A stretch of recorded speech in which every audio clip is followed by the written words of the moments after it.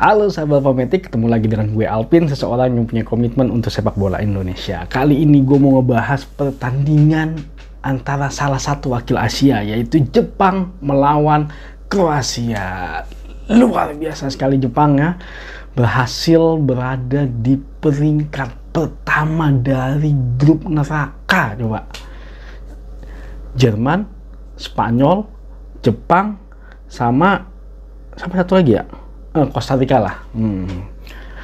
Gila kan, Jepang loh yang nggak diperhitungkan bisa jadi peringkat 1 di grup itu yang isinya ada Jerman dan juga Spanyol. Gila, gue bilang keren emang. Asia makin keren. Ini mungkin adalah kebangkitan dari sepak bola Asia kalau menurut gue. Kita lihat dulu pertandingan sebelumnya ya. Jepang berhasil menang melawan Spanyol dengan skor 2-1. Nah, secara statistik Jepang kalah dalam hal penguasaan bola, yaitu di angka 18%, dikit banget ya. Kesempatan menciptakan golnya pun hanya 6 kali, tapi 3 kali yang mengarah ke arah gawang, 2 menjadi gol. Luar biasa.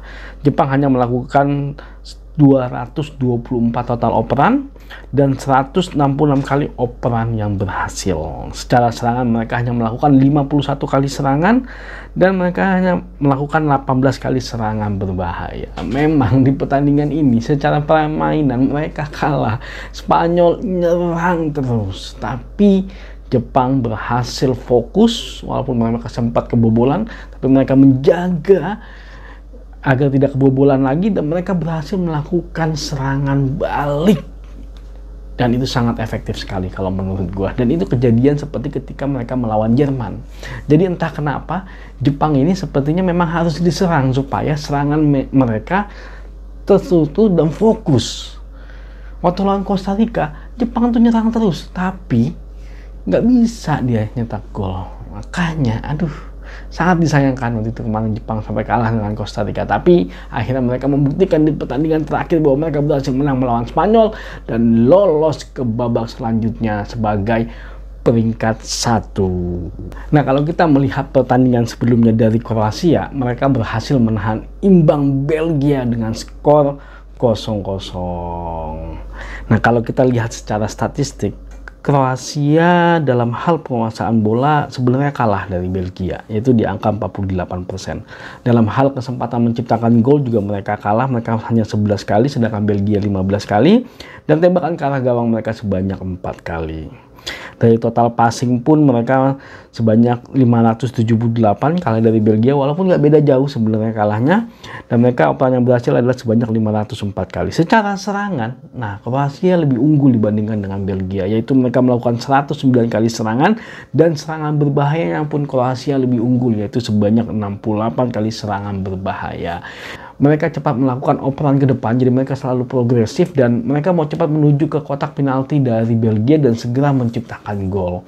Tapi memang mereka tidak berhasil menciptakan gol, pertandingannya berakhir dengan 0-0, tapi mereka berhasil lolos ke babak selanjutnya. Ya memang kemarin sih gue ngeliat kayaknya agak ada faktor kelelahan sebenarnya kalau gue ngeliat sepertinya, karena memang rata-rata pemain Kroasia juga rata-rata udah tua, jadi mereka recovery-nya agak susah dan agak kelelahan kalau menurut gue. Tapi untungnya pertahanan mereka masih mampu menjaga supaya tidak kebobolan dari Belgia. Padahal kemarin sebenarnya Belgia secara peluang banyak loh yang peluang emas, cuman sayangnya memang penyerang Belgia yang tidak mampu, yaitu Lukaku, memanfaatkan itu untuk menjadi sebuah gol. Padahal kalau Belgia 1 gol aja mereka lolos ke babak selanjutnya.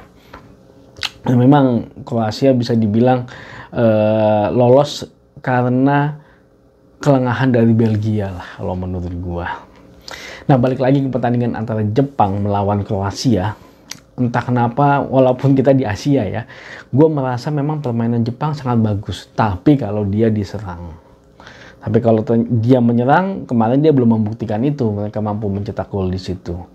Nah, serangan baliknya Jepang memang sangat tajam kalau menurut gue, dan stamina mereka, semangat mereka sangat luar biasa sekali. Bahkan gol keduanya mereka ketika melawan Spanyol itu bola udah mau out, tinggal tipis segini lagi hasil VAR-nya, tapi tetap masih ngumpan. Jadi memang semangat juang itu tinggi gitu, dia sampai titik darah penghabisan akan terus berjuang. Memang ciri khas dari samurai kali kayak gitu ya. Tapi ya, nah menarik memang ditonton ketika mereka melawan Kroasia nanti. Nah, Kalau menurut gua secara permainan sebenarnya mungkin Kroasia lebih bagus ya dibandingkan dengan Jepang. Tapi ya itu tadi, semangat juang Jepang ini akan sangat berbeda kalau menurut gua, dan itu akan memberikan permainan yang berbeda terhadap Jepang kalau menurut gua, dan itu bisa membuat mereka bisa memenangkan pertandingan kali ini.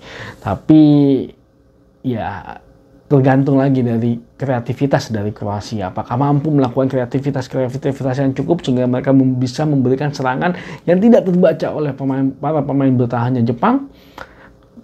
Kalau mereka mampu melakukan itu, Kroasia bisa memenangkan pertandingan. Tapi kalau gua pribadi jujur aja berharap sih Jepang yang lolos ke babak selanjutnya, karena ini waktunya Asia sih kalau menurut gua. Kebetulan karena bermain juga di benua Asia, jadi ya waktunya Asia lah untuk show off kalau menurut gua. Oke, terima kasih udah nonton video ini. Saksikan terus ulasan dan juga prediksi dari pertandingan Piala Dunia Qatar 2002 di channel ini. Semoga suatu saat nanti Indonesia bisa lolos ke babak Piala Dunia. Maju sepak bola Indonesia, Indonesia juara.